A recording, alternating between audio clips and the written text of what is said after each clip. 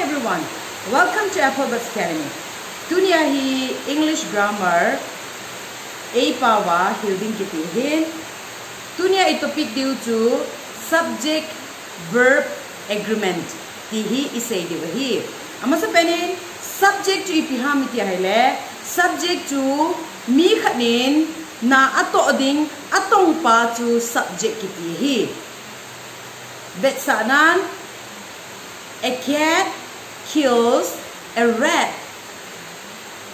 Hitiahi anatong pahi koi ham itiahile cat ay mengta in zuta atane tinahin.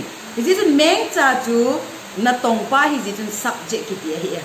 Tuding le ama tu anato tu ipiham itiahile kills atane tiahin kills tu verb akitinahi.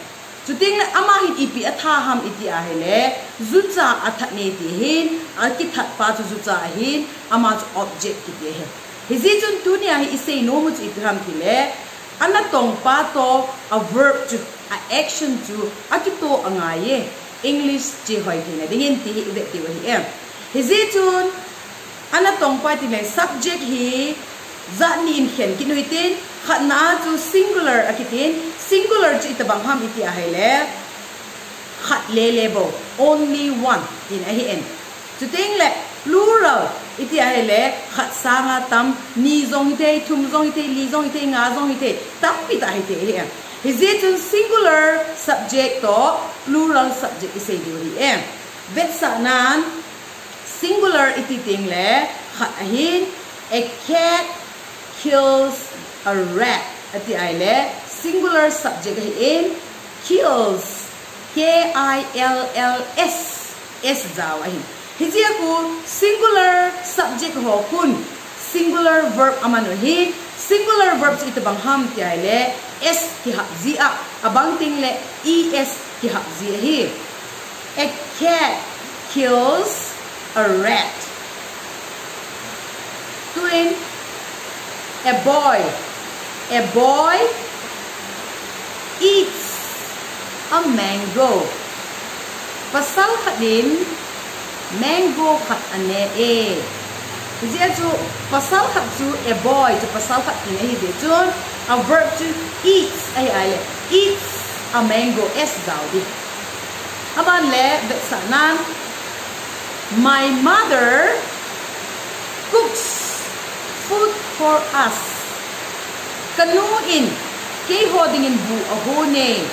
Is it to kanu to hot bo he there to a verb to cook to es daw di he cooks food for us. To it plural la ti kitaw tin plural la cat to plural la ni le tu hong ting le cats di de he. Is it to cats kill a rat.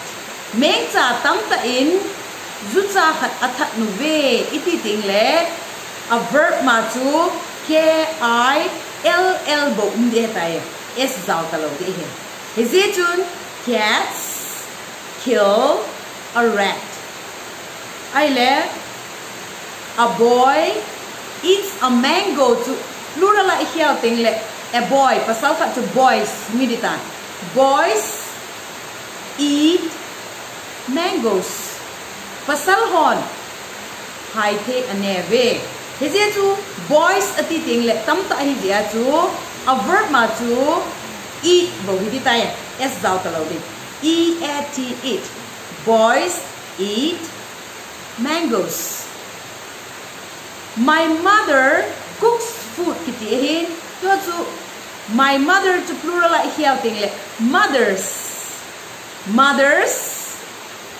cook es daw talo ding C-O-O-K mothers cook food for us hizitun a subject who singular hile a verb ma ko es daw ding a subject who plural hile a verb ma ko es daw talo ding tihi tunia